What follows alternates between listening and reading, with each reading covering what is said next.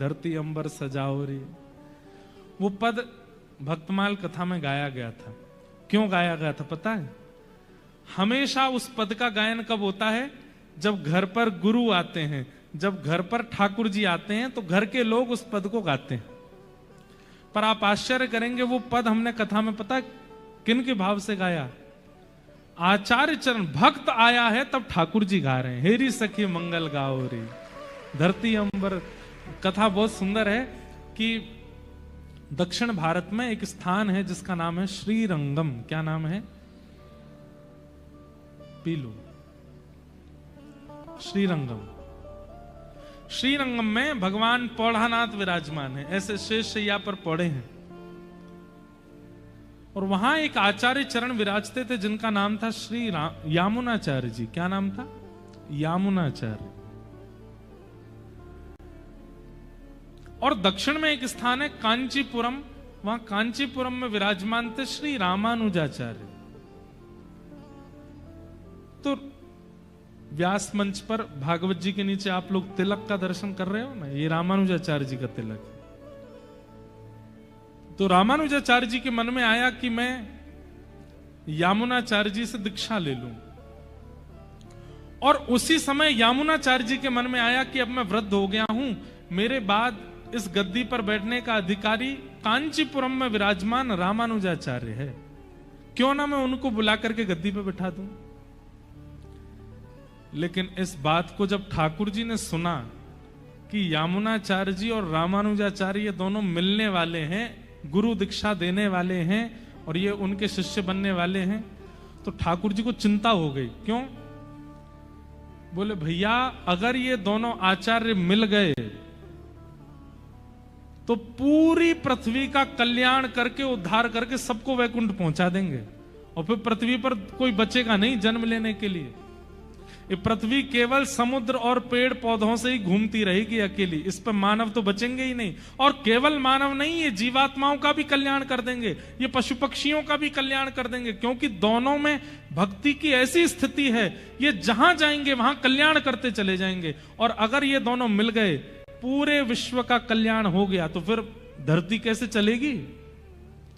इसलिए ठाकुर जी ने विचार किया इन दोनों का मिलन होना नहीं चाहिए। सोचो, ठाकुर जी कह रहे हैं ये दो भक्त मिल ना जाएं, क्योंकि ये दोनों मिल गए तो पूरी पृथ्वी का वैकुंठ गमन करा देंगे, सबका कल्याण कर देंगे। तो यामुनाचार्य जी गए, ठाकुर जी पौढ़ानाथ रंगनाथ भगवान के पास जाकर के बोले भगवान आपने मुझे स्मरण किया। तब ठाकुर जी बोले यामुनाचार्य जी अब मुझे आपकी बहुत याद आ रही है, अब आप एक काम करो। बोले क्या? धराधाम छोड़ करके वैकुंठ आ जाओ मेरे पास।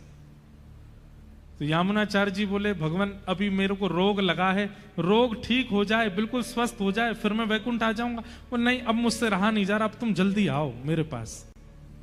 क्योंकि ठाकुर जी चाह रहे हैं कि रामानुजाचार्य आए उससे पहले ये वैकुंठ आ जाएं। तो यामुनाचार्य जी बोले मेरे कुछ काम रह गए, उसके लिए कुछ समय मिल जाएगा? ठाकुर जी बोले कितना समय चाहिए? तो यामुनाचार्य जी बोले केवल 8 दिन का समय दे दो। ठाकुर जी बोले 8 दिन में तो रामानुजाचार्य जी नहीं आ पाएंगे, 8 दिन मांग रहे हैं, दे देते हैं। तो ठीक है, 8 दिन में आप वैकुंठ आ जाना। यामुनाचार्य जी बोले ठीक है। ध्यान से सुनिएगा, बहुत सुंदर लीला है।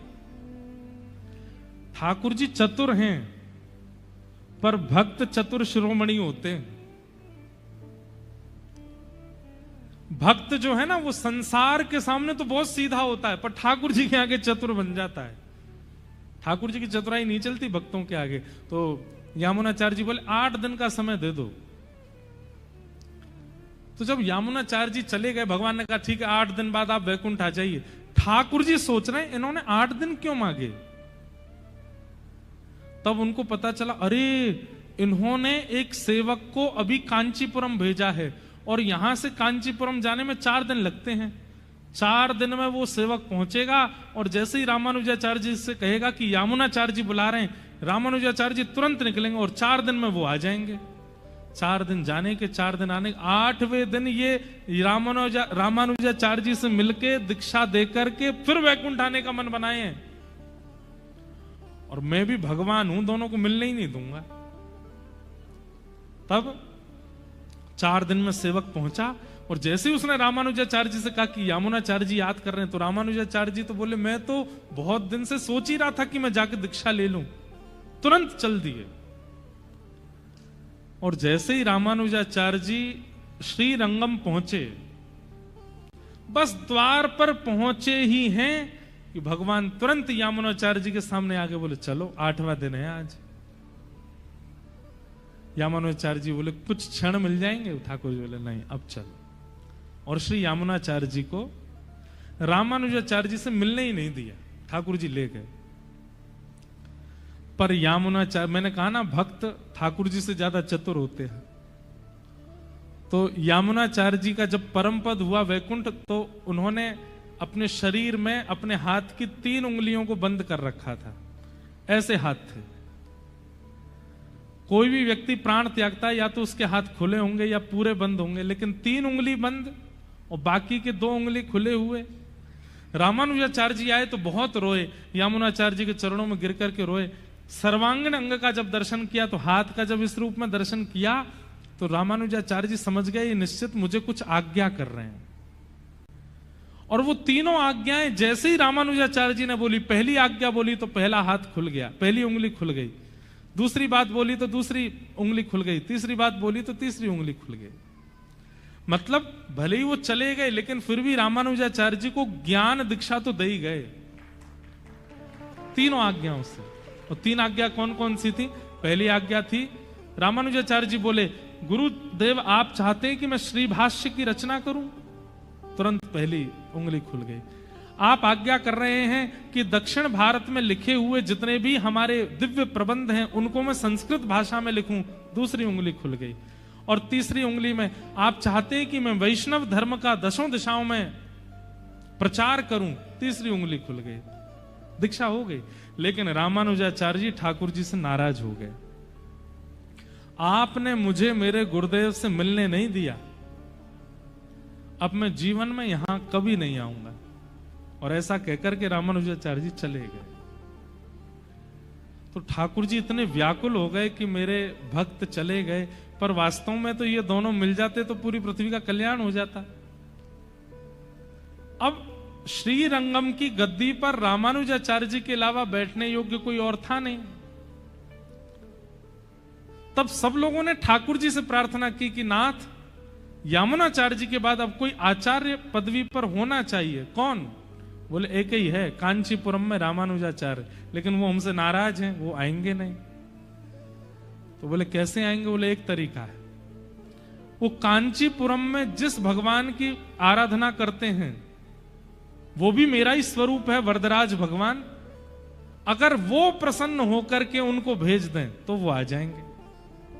सब लोगों ने पूछा वो प्रसन्न कैसे होंगे? बोले कोई अच्छा संगीत का ज्ञाता जाकर के अगर सुंदर सुंदर गायन करे तो ठाकुर जी प्रसन्न होकर के कहेंगे मैं बहुत प्रसन्न हूं, वरदान मांगो क्या चाहिए? तो वरदान में रामानुजाचार्य जी को मांग लाना। तो उन्होंने कहा, यामुनाचार्य जी के पुत्र थे, उनसे कहा तुम गाते बहुत अच्छा हो, तुम जाओ कांची। और कांची में संग चक्र गदा पद्मधारी जो मेरा स्वरूप वरदराज का है उनके सामने गाना, और मैं गा करके वहां तुमसे कहूंगा वरदान मांगो, मैं तुमसे बहुत प्रसन्न हूं, तो तुम रामानुजाचार्य जी को मांग लेना। ठाकुर जी आज्ञा करेंगे तो रामानुजाचार्य जी को आना पड़ेगा। तब वो गए, वहां जाकर के गायन किया। वरदराज भगवान बोले वरदान मांगो, तो कहा कि महाराज या रामानुजाचार्य जी को हमें दे दो। तो वरदराज भगवान ने रामानुजाचार्य जी से कहा कि अब आप श्रीरंगम जाओ, हमारी आज्ञा है। रामानुजाचार्य जी बोले मैं तो वचन लेके आया हूं कि मैं कभी नहीं जाऊंगा, उन्होंने मुझको मेरे गुरुदेव से मिलने नहीं दिया, मैं कैसे जाऊं उनके पास? बोले हमारी आज्ञा है, तुमको जाना पड़ेगा। तब रामानुजाचार्य जी श्रीरंगम आए, और जब श्रीरंगम रामानुजाचार्य जी आ रहे थे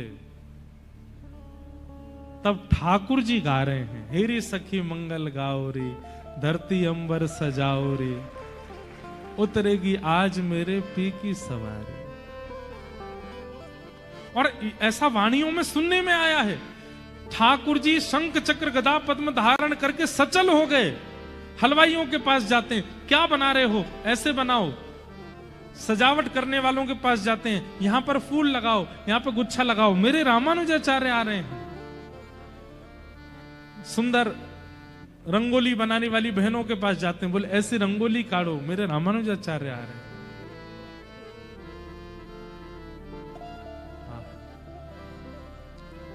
ये पूरी कथा मैंने क्यों सुनाई? रामानुजाचार्य जी ने भले ही ठाकुर जी से मुंह फेर लिया, लेकिन क्योंकि ठाकुर जी को वो प्रिय हैं, इसलिए उनका कल्याण हुआ। हरि प्रिय बनो। हमारा कल्याण, खरगोन के लोग हमसे रीझ जाएं, खंडवा के लोग हमसे रीझ जाएं, इंदौर के नेता हमसे रीझ जाएं, भारत के प्रधानमंत्री हमसे रीझ जाएं, देश के राष्ट्रपति हमसे रीझ जाएं, इससे कोई काम बनने वाला नहीं है। जगतपति, जगत नियंता, जगदाधार जगन्नाथ हमसे रीझ जाए, ये हमारा कल्याण है, इसमें हमारा कल्याण। इसलिए ऐसे विचार, ऐसे कर्म, ऐसी क्रिया, ऐसा भोजन, ऐसा पहनावा, ऐसा सब कुछ करो जिससे वो रीझ है।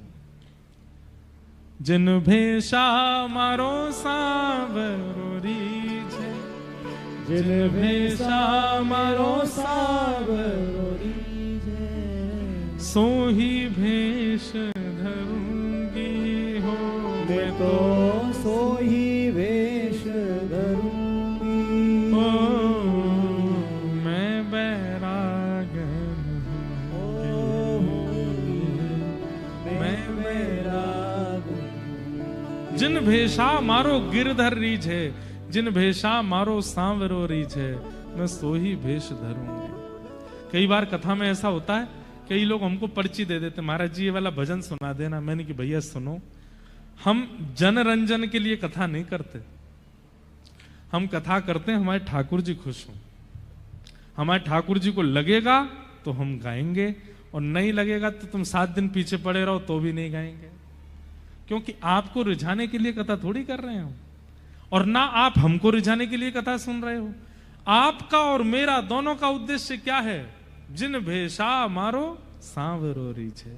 मेरे कर्मों से, मेरे विचारों से, मेरी क्रियाओं से, मेरे वस्त्रों से, मेरे व्यवहार से वो रीझ है, बस ये होना चाहिए। तो कल्याण क्या है? हरि प्रिय बन जाइए, हरि के प्रिय बन जाइए। हरि तो सबको प्रिय है, पर हरि को जो प्रिय है उसका कल्याण हुआ है। तू है सखी बड़ भाग बड़ी, नंदलाल तेरे घर आवत है। ये कौन है? हरिप्रिय ठाकुर जी आपके घर आते हैं। तू अपनो श्रृंगार करत है, ये दर्पण हाथ दिखावत है। तू है सखी बड़ भाग बड़ी, नंदलाल तेरे घर आवत है। ठाकुर जी प्रिय बन जाएं, ठाकुर जी के प्रिय हम बन जाएं, उसमें हमारा कल्याण। सौनकादि ऋषियों ने सूत जी महाराज से पूछा मानव कल्याण कैसे होगा? तब सूत जी ने भागवत जी का विषय बताया। बोले एकमात्र भागवत का आश्रय यदि व्यक्ति ले ले तो उसका कल्याण संभव है। तब सौनकादि ऋषियों ने पूछा ये भागवत जी सबसे पहले किसने किसको सुनाई? तब सनक सनंदन सनातन सनत कुमारों ने नारद जी को सुनाई। भक्ति महारानी के 2 पुत्र ज्ञान और वैराग्य जीर्ण शीर्ण हो गए थे, उनकी प्रबलता के लिए भागवत की कथा हुई, और कथा होते ही भक्ति के पुत्र ज्ञान और वैराग्य दोनों युवा हो गए। बंधुओं, भक्ति तो हम सबके चित्त में है, पर ज्ञान और वैराग्य नहीं है। उनकी जागरण के लिए, उनकी जागरूकता के लिए कथा सुननी जाती है। ज्ञान जागरूक हो, वैराग्य जागरूक हो। बंधुओं, वैराग्य का मतलब घर छोड़ना नहीं होता, जीव पर कंट्रोल करना, यह भी वैराग्य है। बहुत सुंदर लोग बैठे हैं आसपास, लेकिन आंखों पर कंट्रोल करना यह भी वैराग्य होता है। स्पर्श करने को अति सुंदर वस्तु प्राप्त हो जाए, पर अपनी त्वचा पर कंट्रोल करना यह वैराग्य होता है। बहु सामग्री सामने आ जाए लेकिन उनको खाने की इच्छा ना होना, यह वैराग्य होता है। वस्तु सामने प्रस्तुत हो तब भी उस पर मन ना मचलना, यह वैराग्य का स्वरूप है। हम आप सब लोग तो कैसे हैं पता है? वस्तु सामने नहीं है, उसके पीछे भागते हो रहे हैं कि वो हमें मिले, कैसे भी हम उसका आस्वादन करें। वैराग्य का मतलब वस्तु के सन्मुख होने पर भी इंद्रियां विचलित ना होना, यह वैराग्य है। और ज्ञान का मतलब कैसी भी परिस्थिति जीवन में आ जाए विचलित ना होकर के सही निर्णय लेना, यह ज्ञानी व्यक्ति का लक्षण। अभी घर में कोई घटना घट गई, घटना घटते ही आप विचलित हो गए, अरे राम अब क्या होगा, अरे राम अब क्या होगा, अब तो कैसे होगा, कैसे चलेगा। ये विचलित होना, विचलनता एक प्रकार से इस बात का द्योतक है कि आप ज्ञानी नहीं हो। ज्ञानी व्यक्ति कैसा है? कुछ भी घटना घट जाए वो थोड़ा शांत होगा, धैर्यवंत होगा, ज्यादा हाथ पैर नहीं चलाएगा। मैं एक बात कहा करता हूं, पानी में अगर कभी डूबने लगो तो दो काम कीजिएगा, एक तो मुंह बंद रखिएगा, एक हाथ पैर मत चलाइएगा। आप करके देख लेगा ना नर्मदा जी में, ज्यादा ही मत कर लेना, हाँ पता चली सीधे भरूच में ही मिले हो। लेकिन गहरी नदी में अगर कभी गिर गए, बचने का एक ही तरीका है, एक तो मुंह बंद कर लो और एक हाथ पैरों को ढीला छोड़ दो। हाथ पैर आपने चलाए और मुंह खोला तो मृत्यु निश्चित है। ठीक वैसे ही संसार रूपी सागर में जब डूबने लगो, एक तो हाथ पैर मत चलाओ, एक मुंह मत चलाओ। ये दो चीजें आपने वश में कर ली, कभी नहीं डूबोगे। व्यक्ति डूबता कब है? कोई परिस्थिति सामने आ गई, कोई विपरीत परिस्थिति सामने आई और आपने हाथ भी चलाने शुरू किए, पैर इधर भाग उधर भाग, ये कर वो कर, मुंह भी चला रहे हैं, हाथ भी चला रहे, पैर, निश्चित है वो परिस्थिति डुबा देगी आपको। लेकिन परिस्थिति सामने आई, आपने पहला काम किया, थोड़े मौन हो गए, हाथों को अपने वश में कर लिया, मुख को वश में कर लिया, पैरों को ज्यादा चला नहीं रहे, थोड़े धैर्यवंत होकर शांत हो गए। उस परिस्थिति से कैसे निकलना है वो मार्ग आपको पता चल जाएगा। ये ज्ञानी व्यक्ति का लक्षण है। ज्ञानी व्यक्ति का मतलब बहुत पढ़ा लिखा होना नहीं होता। किताबी कीड़े मैंने बहुत देखे अपने जीवन में, किताबों से बाहर ही नहीं निकलते।